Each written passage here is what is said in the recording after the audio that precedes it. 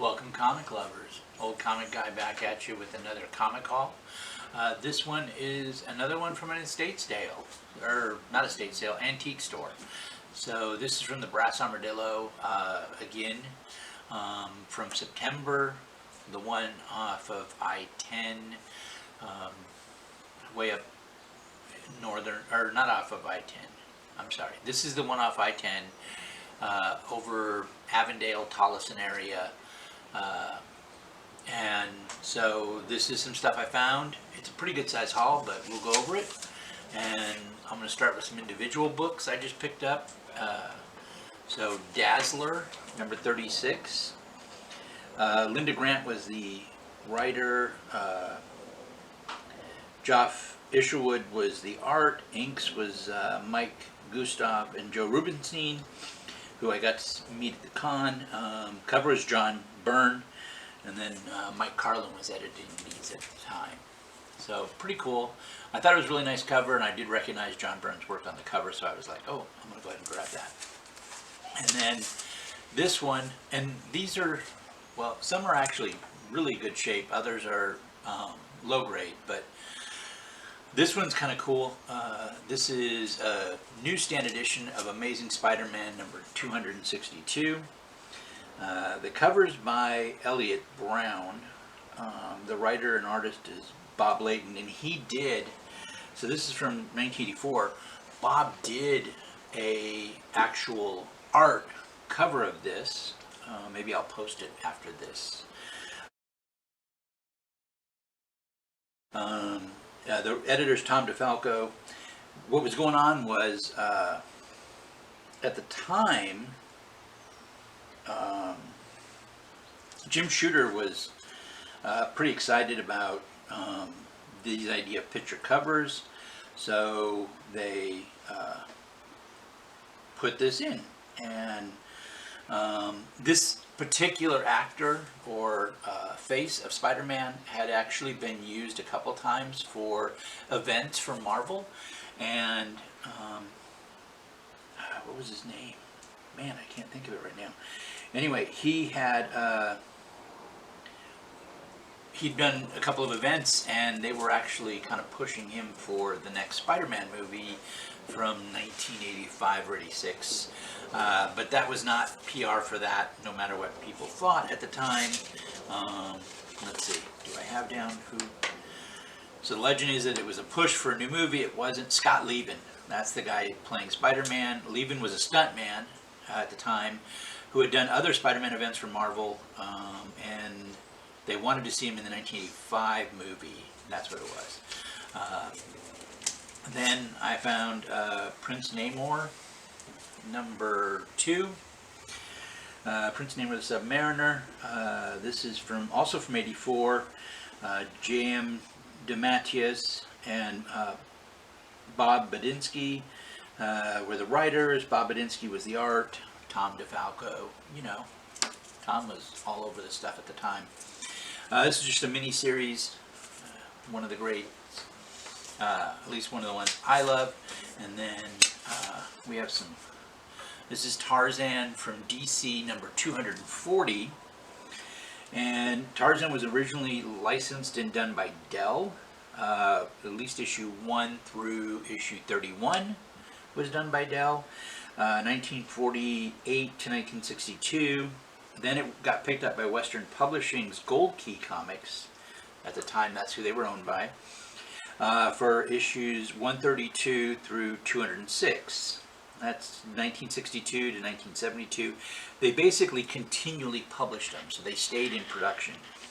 And then DC picked them up with 207 and continued the same numbering in 1972 to 1977. And it went up to 258. Marvel then started their own numbering in 1977 and ran to 1979, issue 1 through 29. This cover is Joe Kubert. The writer is credited as Edgar Rice Burroughs because it is one of his stories, but he had passed on. He passed on in 1950. Joe Kubert did the art and the writing with Edgar Rice Burroughs, and then Frank Reyes helped with the art. And then the editor was Joe Kubert. So pretty awesome. Just one of the really cool Kubert covers, and I thought, why pick it up? I have also a Batman Convergence, Batman and the Outsiders. This is number 1. It's called the Jim Aparo variant cover, but it's by Chip Kidd, who's a graphic design guy.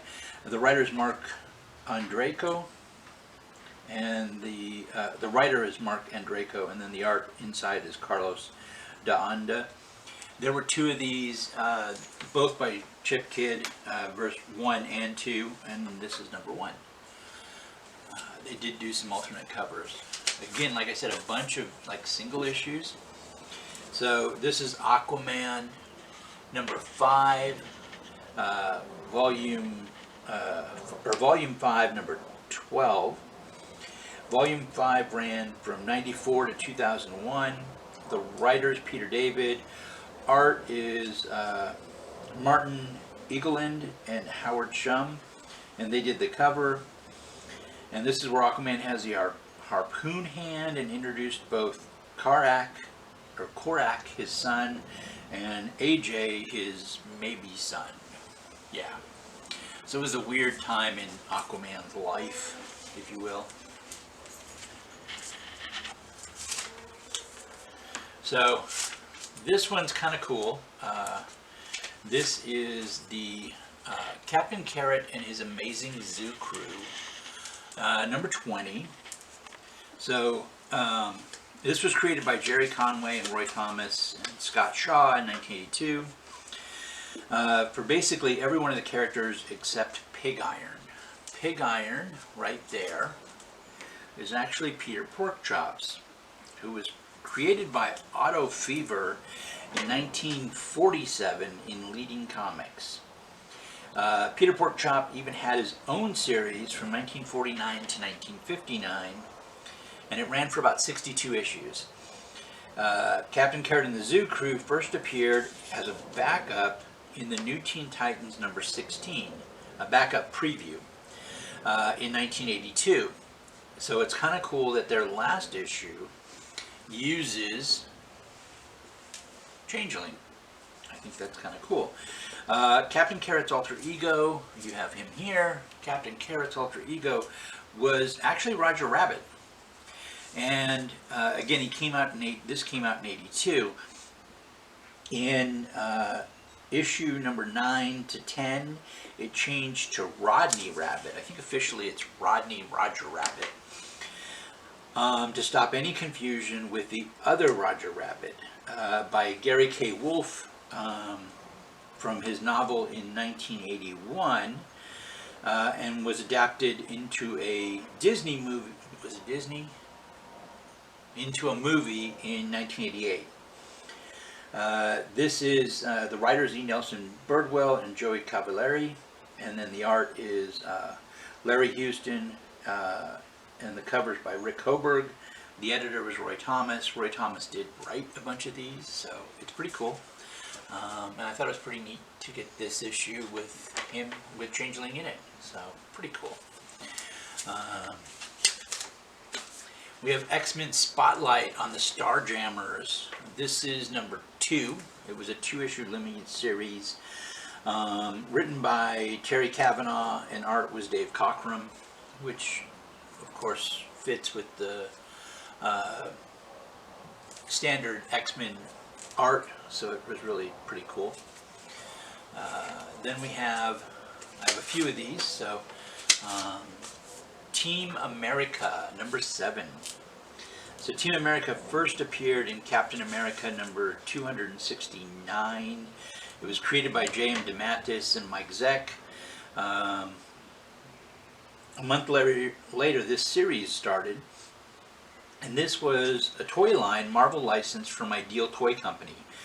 Ideal basically had molds for the Evel Knievel toys, but after he was busted for battery in the late 70s, they wanted to still use it, and so they created this.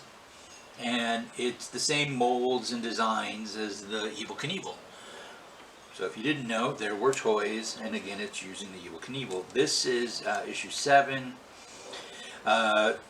Bill Montlo and Luke was the writer. Luke McDonnell was the art. This is 1982. This is along the lines of, so Bill Montlo did the Micronauts, the ROM, and Cloak and Dagger. He basically ended up doing a lot of the stuff where it involved licensed products like Micronauts and ROM and this. He might have even done Shogun. I'm not positive on that one. He did create Cloak and Dagger, but then he left comics and became a public defender in New York.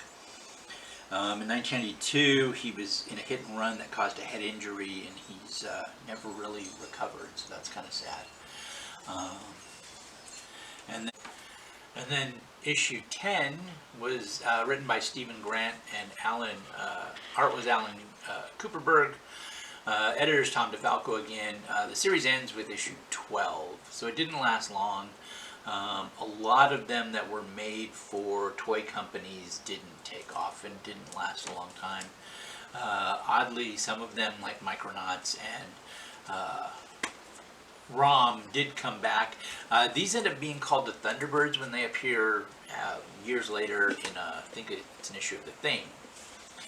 And then, pretty rough copy, but I thought it was pretty cool, Karate Kid #2.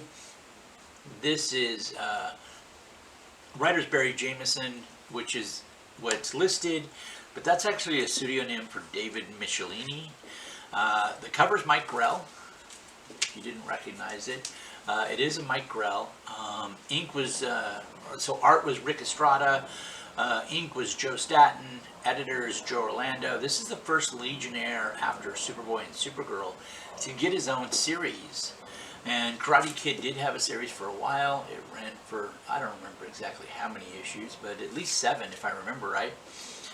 This one is in from 1976.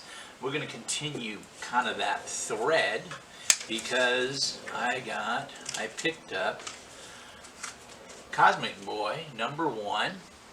This is from 1987. The writer's Paul Levitz, art is Keith Giffen, inks Ernie Colin and Bob Smith, and then the cover Steve Little. It includes Night Girl from the Legion of Substitute Heroes, and this ran 1986 and 87, and I picked up one. I picked up issue 2. And this is a Legends crossover that set up the Pocket Dimension where the Time Trapper kept Superboy and the Legion of Superheroes in the post-Crisis, and by Crisis I mean Crisis on Infinite Earths because they've had so many crises in DC.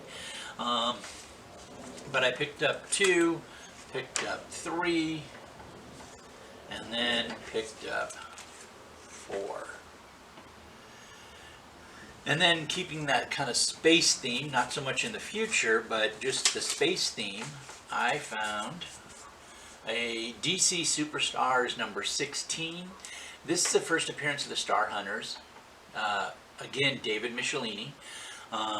Pencilers were Don Newton, and the ink was Bob Layton this time. And they did the cover together. Actually, the cover was included Tatiana Wood. You may or may not know that name. She, at the time, I believe, was Wally Wood's wife. Editor was Joe Orlando. The logo and design was actually of the Star Hunters logo. That was actually done by Neil Adams and John Workman. And DC Superstars was their opportunity to present new things. And then, of course, this is 1977. And then it got picked up, and I was able to find issue 2. Again, David Michelini. The art for this particular one was Larry Hama. Ink was Bob Layton. Cover Rich Buckler and Layton, and Tatiana Wood was the color. And then I also picked up #3.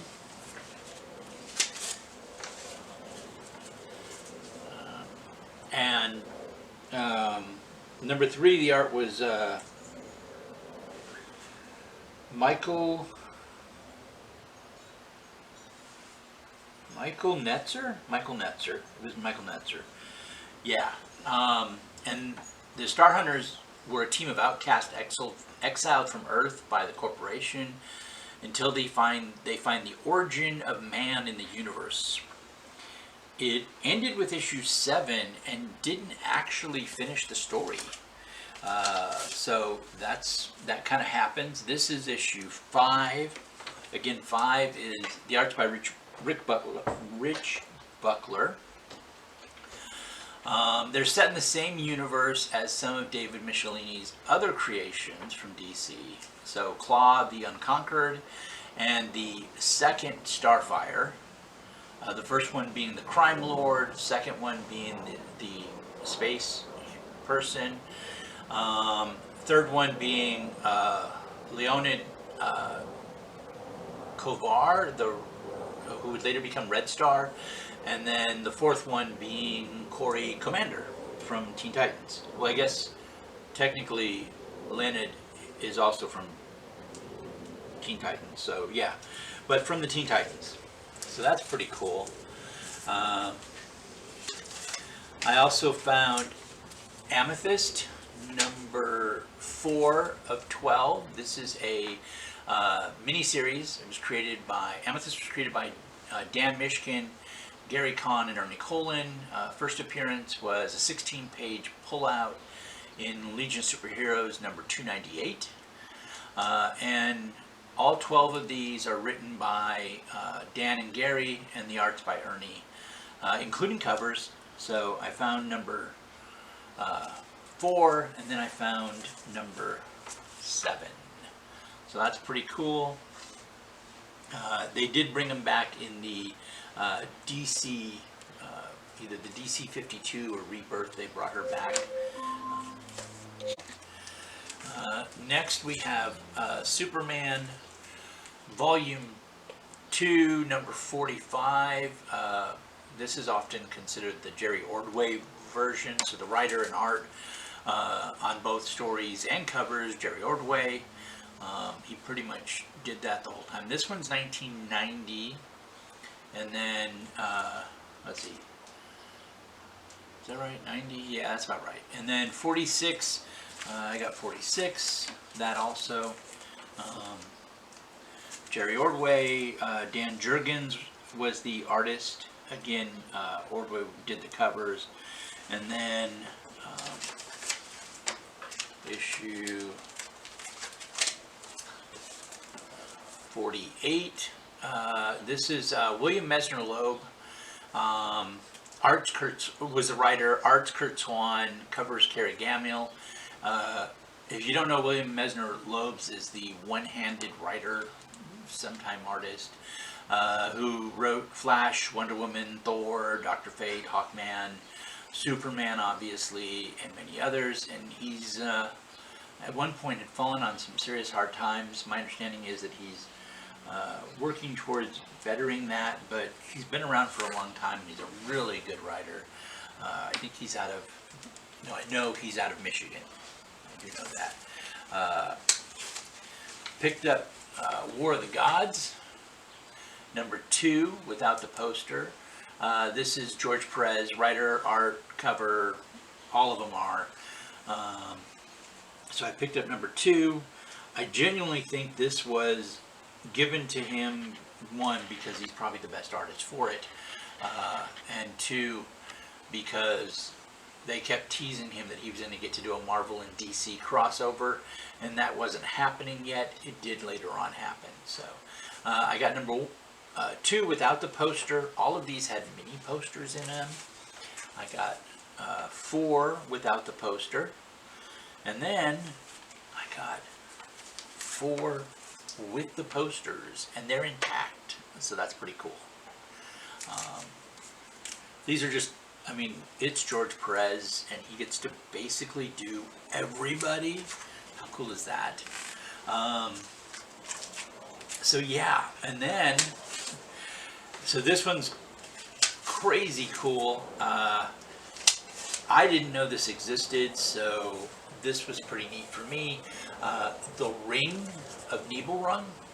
It's DC's adaptation of Richard Wagner's opera, Der Ring des Nibelungen, and it's by Gil Kane. Well, the story's by Roy Thomas, the art's by Gil Kane. The Nibelung is based, this is based on the opera, which is technically based on the Scandinavian counterpart is the Saga of Volsunga, and the Vernot part would be the inspiration for J.R. Tolkien's Lord of the Rings. It was 4 parts to the opera, so each 4 part gets its own book. So this is the Rheingold, and then we have the Valkyrie, and then, I mean, and seriously, getting Roy to tell the tale and Gil Kane to draw it, like, that's just so cool. Siegfried, and then the Twilight of the Gods. Again, I did not know this existed until I saw this and was like, there is no way I'm passing this up. How cool is that? I also found some Mighty Crusaders. This is number 4. I got number 4 and 5. They're both from 1983. This is the second group by Archie Comics, and really kicks off their Red Circle Comics line of the 80s. Lasted for 13 issues. The writers, Terry Burkett, for at least 4 and 5, and 7 and 8. Rich Buckler did the art, Adrian Gonzalez, and including the cover. And then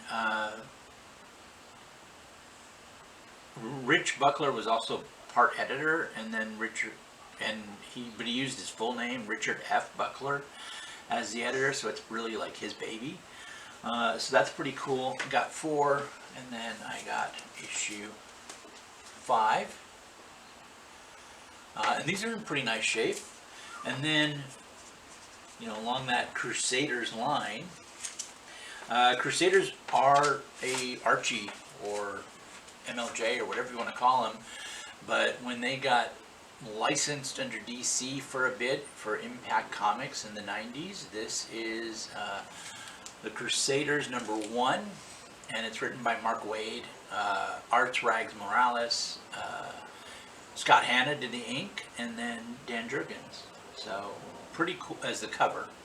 That's pretty cool. I thought it was pretty neat.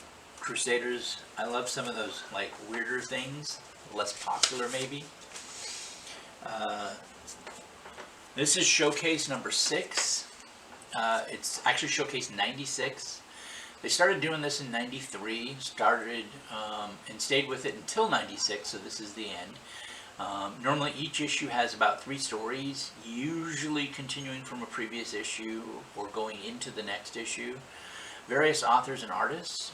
With number 6 is the first encounter with Superboy and the Demon. And then I've got number 7. Number 7 is a story with Mary Marvel. Has a Binder Auditorium in it, which is an homage to Otto Binder, which is kind of cool. And then just a bunch of other stories. So this is number 7. There's number 8. Number 9. Number 10.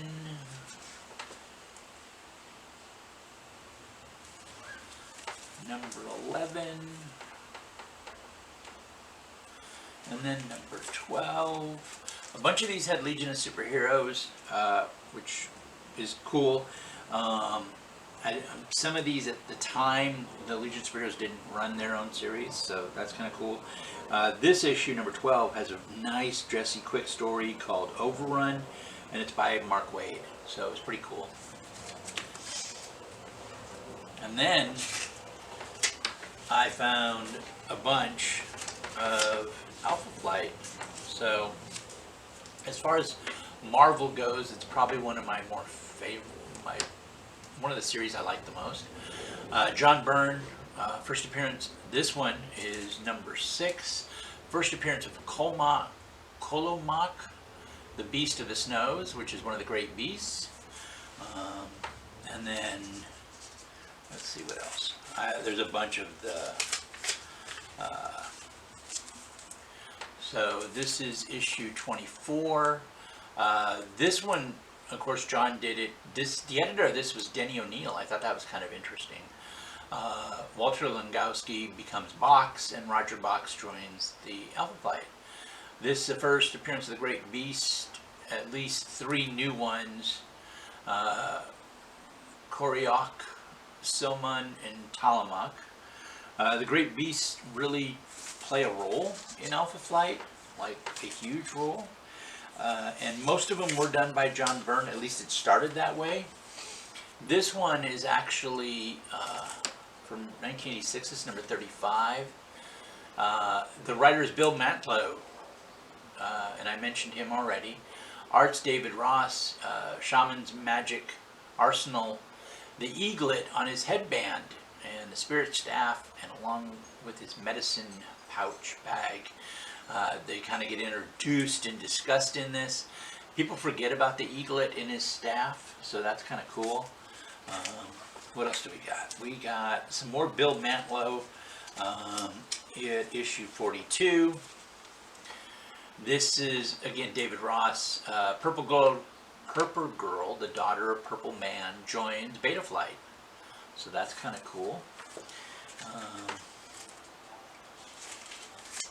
And then issue 50, another Bill Mantlo, has art by June Brigman, inks Waltz Portacio, who would go on to become pretty big. Cover is June Brigman with Walter Simonson. That is cool. Then we got I'm just going to go through them because there's just so many here. So issue 52, 54,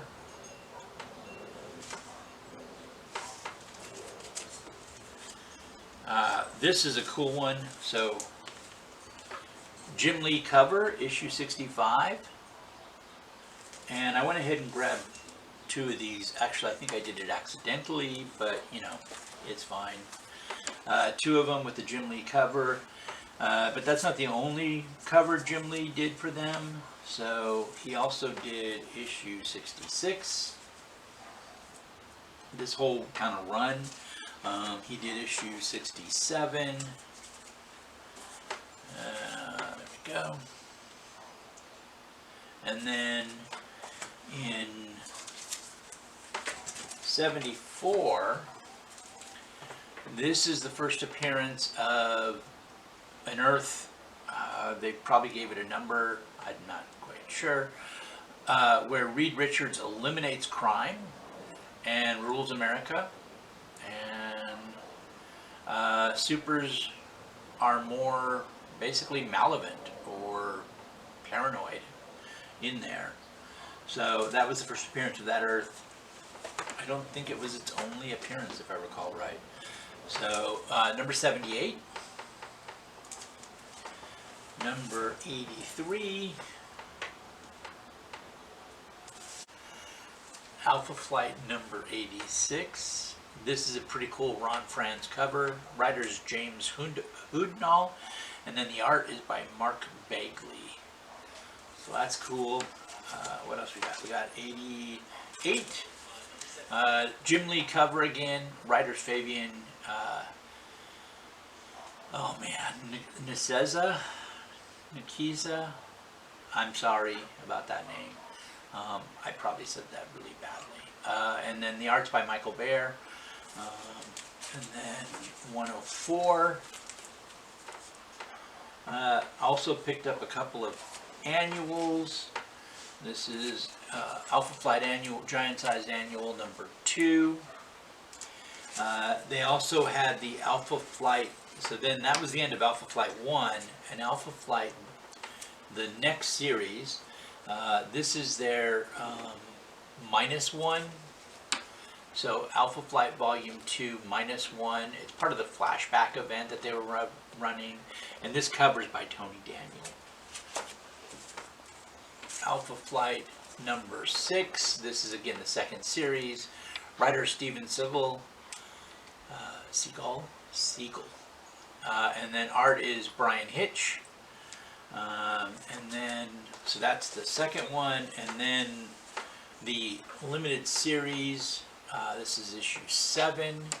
This is basically volume 4. The writers Greg Pak, Fred Van Lent, and then the art is Dale Inglesham.